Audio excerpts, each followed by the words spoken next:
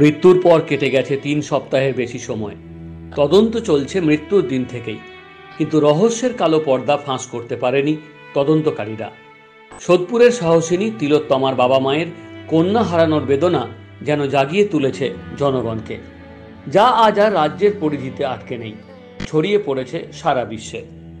মানুষের অনড় মনোভাবে প্রাণহীন পিচের রাস্তা যেন মুখরিত আজ।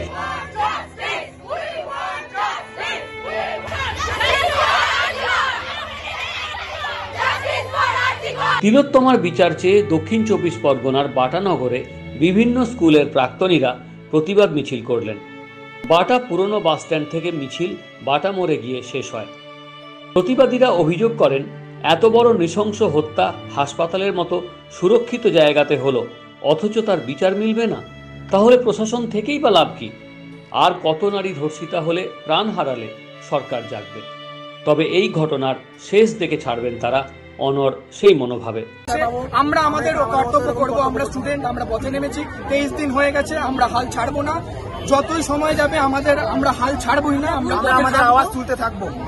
আজকে কোথা থেকে কত পর্যন্ত মিছিলে হাঁটা হলো? আজকে আমাদের বাটা বাস স্ট্যান্ড থেকে বাটা মোড় অবধি আসা হয়েছে, নুঙ্গি মোড় দিয়ে।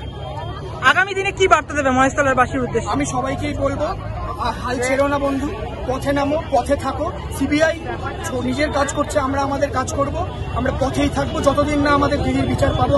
আমরা হাল ছাড়বো না, আমরা দিদিকে বিচার দিয়েই ছাড়বো। আর সকলেই মুক্ত কণ্ঠে বলছে, তিলোত্তমা, তোমায় আমরা ভুলছি না।